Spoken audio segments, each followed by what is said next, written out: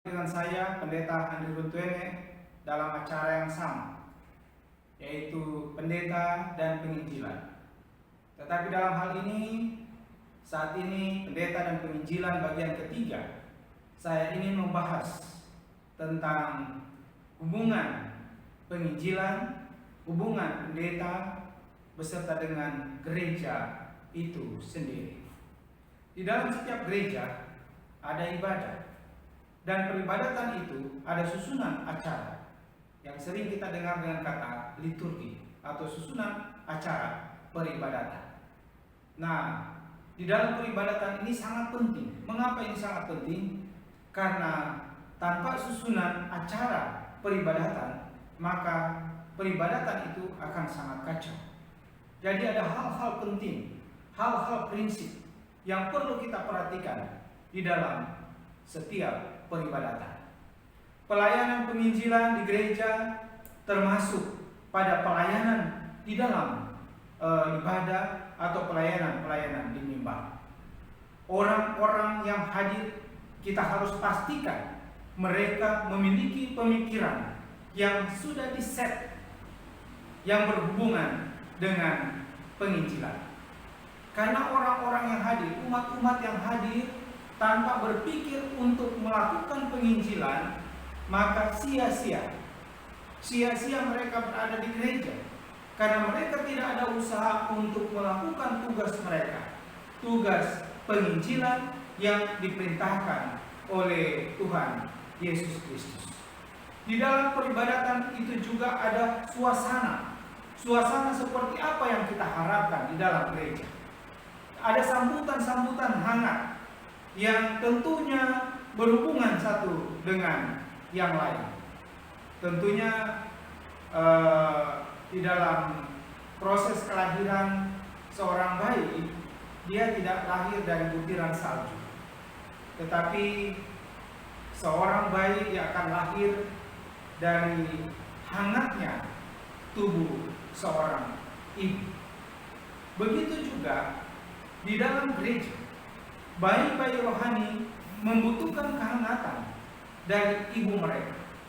Ibu mereka adalah gereja itu sendiri.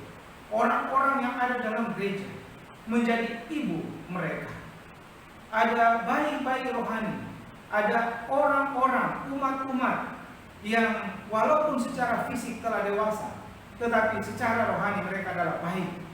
Karena mereka baru mengenal Tuhan Yesus Kristus, baru menerima Yesus Kristus sebagai juru selamat pribadi mereka lewat baptisan atau apa saja. Ketika mereka menerima Tuhan sebagai juru selamat pribadi mereka, satu-satunya cara untuk menerima Yesus sebagai juru selamat pribadi, kata firman Tuhan, kata Alkitab, lewat baptisan yang kudus. Saudara-saudara, sahabat dan teman dimanapun berada, jadi kehangatan daripada ibu ini membuat seorang anak itu terlahir.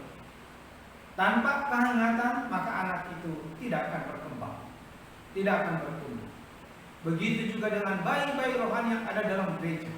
Dia membutuhkan kehangatan dari saudara yang ada di samping kiri, saudara yang ada di samping kanan, saudara yang ada di depan, bahkan saudara yang ada di belakang, yang merupakan saudara-saudaranya, yang merupakan orang tua rohani, sahabat-sahabat rohani, yang tentunya akan terus membimbing dia. Jadi saudara-saudaraku, di dalam satu gereja membutuhkan satu hubungan yang sangat baik. Peranan ataupun kontribusi dari setiap anggota itu harus ada. Mereka harus mencurahkan pikiran mereka terhadap perintah Allah, termasuk mengasihi sesama dan juga menginjil. Menarik orang kepada Yesus adalah merupakan tugas dan tanggung jawab dari setiap orang. Ini adalah hal yang sangat krusial atau sangat penting di dalam kehidupan kita. Orang-orang beriman orang-orang yang baru menerima Yesus sebagai juru selamat pribadi tentunya harus dikunjungi atau dilawat oleh para tua-tua jemaat ataupun pendeta. Peranan hamba Tuhan, peranan tua-tua jemaat di dalam gereja sangat besar untuk memberikan kehangatan bagi anggota-anggota jemaat, terlebih anggota-anggota jemaat yang masih baik di dalam rohani mereka. Jika kita tidak tertarik untuk melakukan perlawatan, mengapa kita mengharapkan orang yang terhilang itu akan ada di gereja? Jadi tugas sebagai pendeta, tugas sebagai seorang pemimpin di dalam gereja harus tertarik berkunjung kepada anggota jemaat. Karena ini adalah tanggung jawab. Bukan hanya tanggung jawab engkau sebagai pendeta, tetapi tanggung jawab semua tua-tua atau pemimpin-pemimpin yang ada di dalam gereja. Jadi kalau kita sendiri tidak tertarik untuk mengadakan perlawatan, perkunjungan kepada anggota-anggota jemaat minimal 2 minggu ataupun 1 bulan, maka sudah pasti kita jangan berharap orang-orang yang terhilang itu akan datang. Walaupun masing-masing pendeta ada kelebihan dan juga ada kekurangan. Ada yang hebat dalam soal perlawatan tetapi kurang dalam soal kepemimpinan. Ada yang hebat dalam soal kepemimpinan tapi kurang dalam soal perlawatan.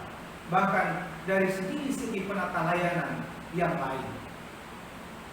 Tuhan memilih saudara, Tuhan memilih Anda, Tuhan memilih engkau untuk menjadi mitra, menjadi sahabat, menjadi teman di dalam pelayanan.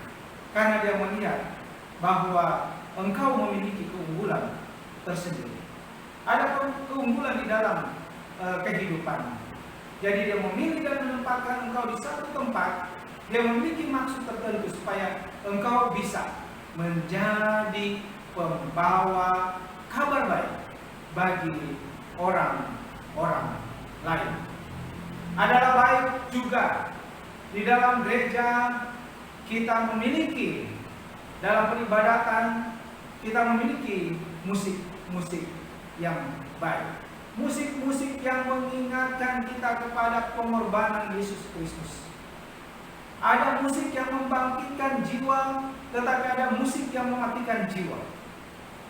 Lagu-lagu harus dipilih dengan baik dan benar, karena sekarang ini ada begitu banyak lagu-lagu sekuler yang telah merasuki gereja, telah masuk di dalam gereja.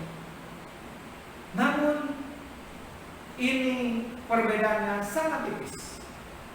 Tetapi sebagai pemimpin, sebagai pendeta, kita harus jeli melihat akan hal ini. Sebuah persiapan yang mantap di dalam pertemuan-pertemuan ibadah harus dipersiapkan. Di dalam perlawatan harus dipersiapkan. Di dalam pertemuan-pertemuan doa, kelompok kecil, ataupun hal-hal yang lain harus dipersiapkan. Di dalam komitmen harus dipersiapkan. Komitmen dengan Tuhan, bahkan komitmen di dalam pekerjaan Tuhan. Segala sesuatu harus dipersiapkan. Jadi saudara-saudara, kita berharap bahwa kita memiliki pengharapan untuk bisa menjadi hamba yang baik, hamba yang setia di dalam melaksanakan tugas dan tanggung jawab yang dipercayakan oleh Tuhan bagi kita.